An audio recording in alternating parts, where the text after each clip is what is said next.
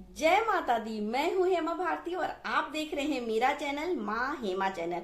तो फ्रेंड्स, एक नई वीडियो में फिर से बहुत बहुत स्वागत है आप सबका। उम्मीद करती हूँ कि आप सब स्वस्थ होंगे, मस्त होंगे और जहाँ कहीं भी होंगे बहुत खुश होंगे। और हमेशा की तरह मैं भी बहुत खुश हूँ माता रानी की कृपा से।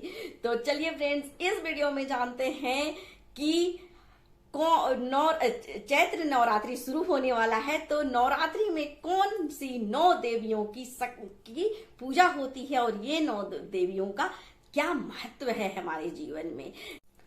तो सबसे पहले जानते हैं कि नवरात्रि के प्रथम दिन किस देवी का पूजा हम करते हैं। तो सबसे प्रथम दिन हम शैलपुत्री का पूजन करते हैं।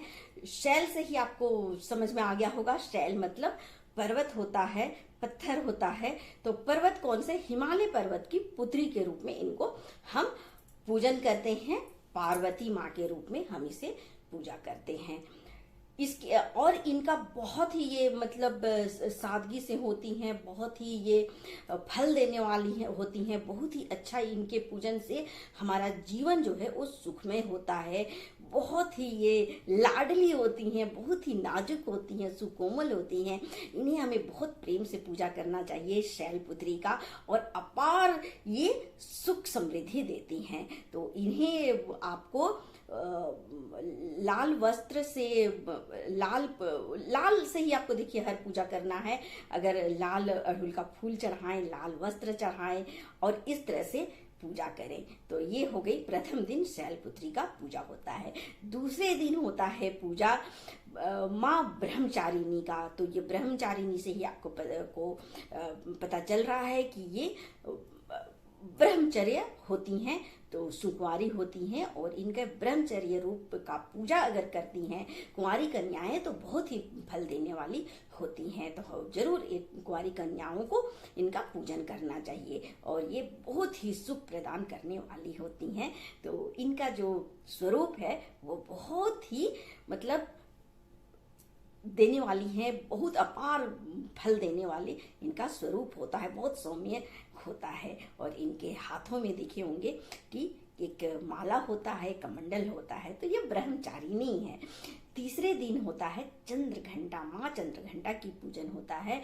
माँ चंद्रघंटा भी अत्यंत दयालु होती हैं। उनके ललाट में चंद्र विराजमान होती हैं और ये भी बहुत ही अपार फल देने वाली, सुख प्रदान करने वाली होती हैं।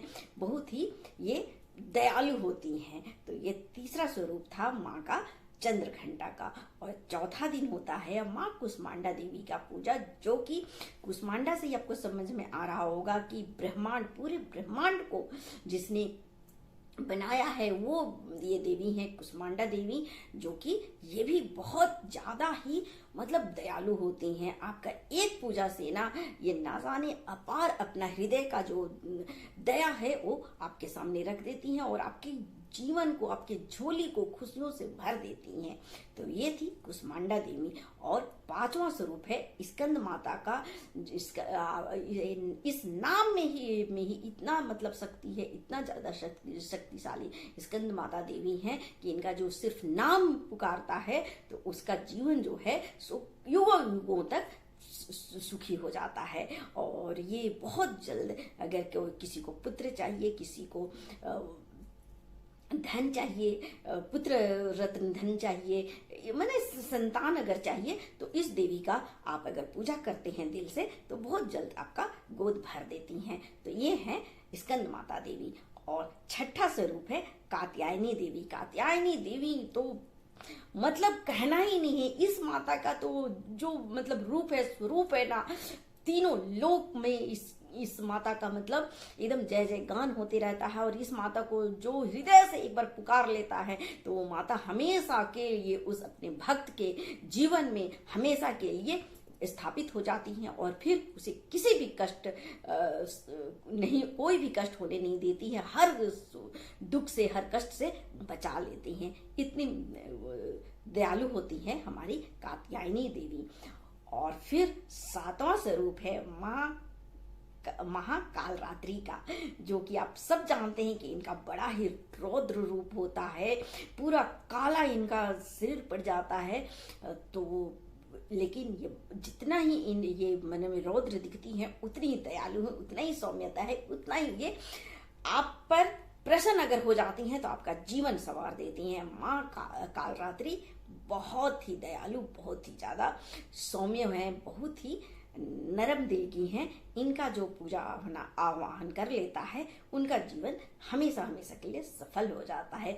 और 8वें दिन जिस स्वरूप का पूजा होता है वो है हमारी माँ महागौरी। और महागौरी को तो जानते ही हैं कि गौरी के पूजन के बिना हमारा जीवन जो है वो बिल्कुल अधूरा है। माँ गौरी का पूजन हर सुहागन करती हैं, हर नारी करती हैं, हर कोई को करना ही चाहिए, क्योंकि माँ गौरी के जैसा दुनिया में कोई भी देवी देवता नहीं है। उनके पूजन के बाद ही सारा पूजा अर्चना जो भी धार्मिक अनुष्ठान सब कुछ होता है माँ गौरी का पूजा करने के बाद ही। बहुत ही दयालु, बहुत ही सुंदरता की देवी है माँ गौरी। और इस पर जब प्रभु रिझते हैं ना तो वाह क्या कहने हैं।